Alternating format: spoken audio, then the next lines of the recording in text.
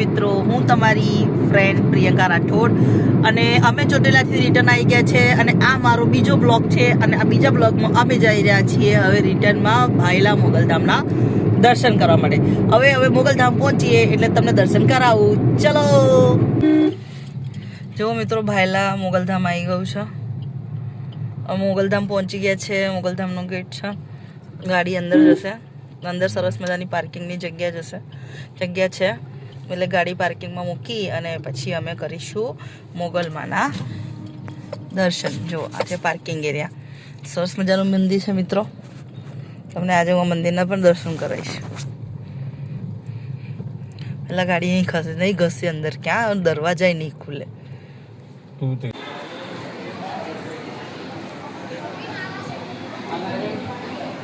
જો મિત્રો, આ છે હવનકુંડ.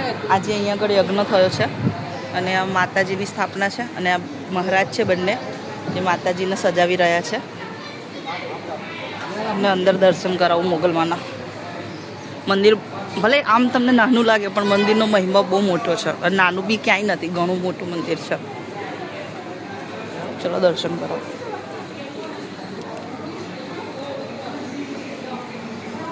કશું જરા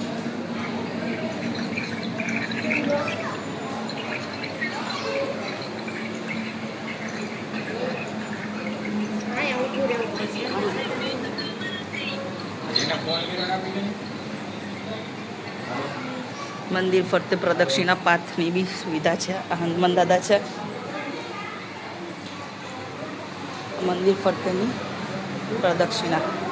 જય માતાજી.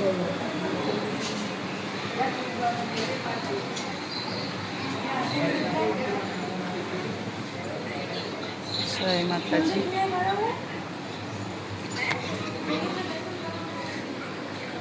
તમે લોકોએ જે દર્શન કર્યા એમાં મોગલમાં હતા, બરાબર. હવે તમને હું બહારના દર્શન કરાવું. જુઓ જગ્યા કેટલી મોટી છે મિત્રો. મસ્ત જગ્યા છે. તમને અહીંયા આવો ને મજા પડે એવી જગ્યા છે.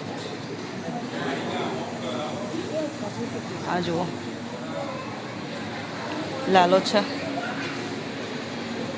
આ ગરુડ પર ભગવાન વિષ્ણુ બિરાજમાન છે. આ ગાળું છે. ગાળું કોઈના દ્વારા દાનમાં આવેલું છે. બધા માન્યતાઓ રાખે તો દાન કરે ને એ રીતનું છે. પછી શિવજી, ખોડિયારમાંનો મગર. સરસ મજાની જગ્યા છે મિત્રો. આટલું જ નથી, પ્રસાદ પણ અવેલેબલ છે. તો પ્રસાદ લઈ લઈશું.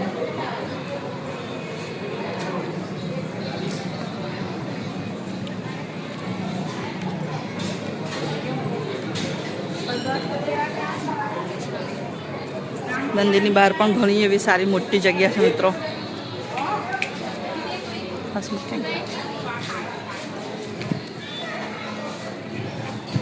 તો તમને મેં આખા ભાયલા મોગલધામના દર્શન કરાવી દીધા છે મિત્રો.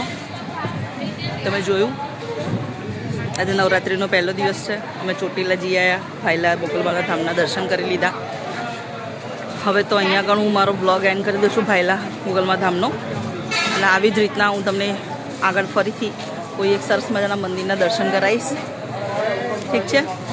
ત્યાં સુધી હવે હું અત્યારે તમારી રજા લઉં છું અને ફરીથી મળીશું આવા એક સુંદર મજાના બ્લોગમાં. ત્યાં સુધી તમારી રજા લઉં છું. જય માતાજી, જય મોગલધામ, જય મોગલમાં.